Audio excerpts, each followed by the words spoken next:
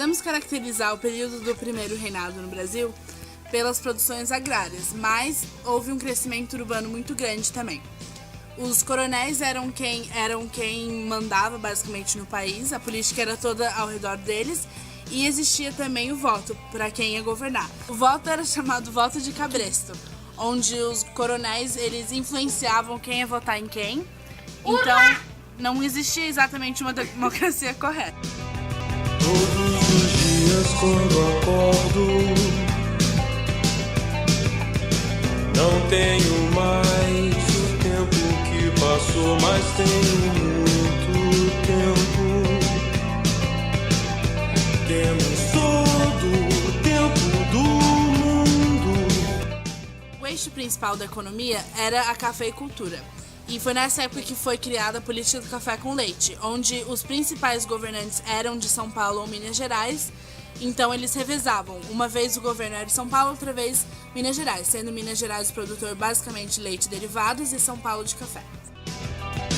Todos os dias antes de dormir, lembro e esqueço como foi o dia.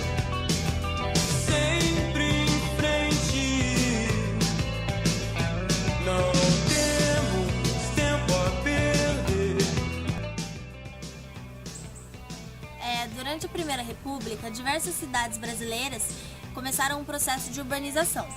E aí, por causa dos negócios do café, que colaboraram para a industrialização, e, sobretudo, isso aconteceu no Sudeste. E aí, a Primeira Guerra Mundial, que ocorreu, acho que em 1914, também estimulou a industrialização no país. E aí, acabou gerando uma substituição de importações.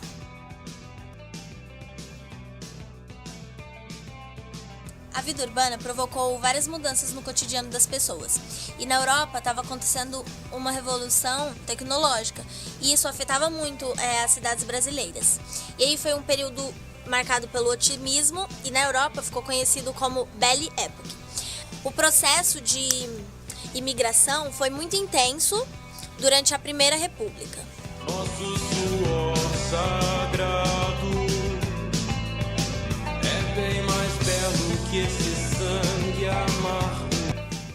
O crescimento das indústrias provocou em algumas das capitais grupos de operários e devido às péssimas condições de trabalho, eles criaram sindicatos que depois foi a ferramenta principal deles para greves e manifestações que eles tinham para conseguir o que eles queriam.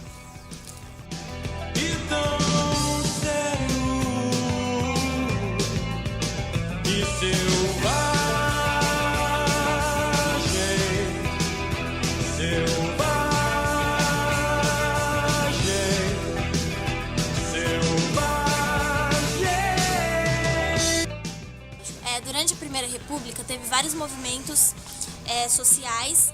Teve a Guerra de Canudos, a Revolta da Vacina, a Revolta da Chibata.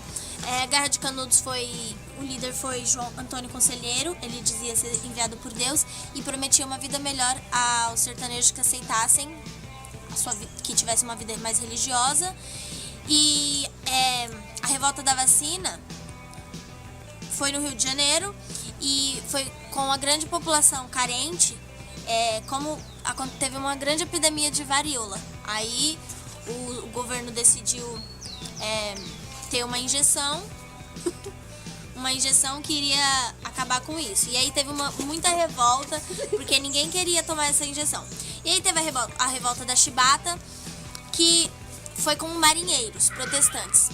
Eles tinham um trabalho escravo, eles eram tratados como escravos, eles eram chicoteados, e aí muitos se revoltaram por causa desses chicotes. O líder foi o Almirante Negro, que o nome dele é João Cândido. Os marinheiros, eles fizeram um movimento social por causa disso. E aí, o governo aceitou as reivindicações até que as armas fossem depostas.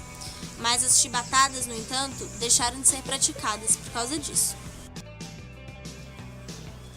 Em 1914 também ocorreu a Revolta do Juazeiro, no Ceará.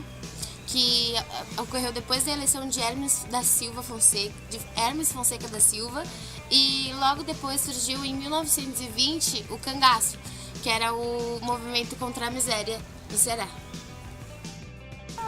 Outro fato que podemos ressaltar que aconteceu durante a Primeira República foi a Semana da Arte Moderna, que aconteceu em 1922 em São Paulo.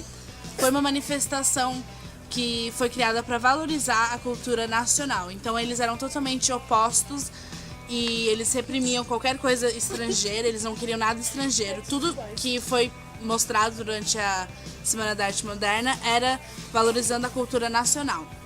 A principal manifestação foi literatura, mas também houve música, artes, pinturas, teatros, etc. Autores que têm destaque foi Mário de Andrade e Oswald de Andrade. E basicamente foi isso. Foi um movimento de oposição à cultura estrangeira e valorizando sempre o nacional e a nação brasileira. Durante esses 40 anos de Primeira República, houve um movimento tenentista, que foi um movimento de caráter misto, urbano e rural. E os principais focos foram Rio Grande do Sul, São Paulo e Rio de Janeiro. Eles foram iniciados pela baixa oficialidade do Exército, que tinham tenentes e capitães. E a influência das aspirações também, que eram das camadas médias urbanas, influência das camadas médias urbanas. E eles eram contra a política do predomínio político das oligarquias. E também eles pregavam a justiça eleitoral. Sim, eles pregavam a justiça eleitoral. Então foi isso, o movimento tenentista era o quê? Então, gente, o movimento tenentista foi um movimento de caráter misto, urbano e rural. Então, se cair na prova, o que foi o movimento tenentista? Foi um movimento de caráter misto, urbano e rural. Que aconteceu em qual época? Que aconteceu na época dos 40 anos de Primeira República. Se é correta. Era, por exemplo, assim. Teve também, basicamente, o eixo da economia... Não, para, sério. Aí depois eu, amor. Já filmou? Não tava filmando. Vai ser burrinho. Teve a Guerra de Canudos. Urbano e rural. E pontes de Copacabana e a coluna Prestes. Nacional e a nação brasileira. Aí você não para de rir o vídeo inteiro. Tá.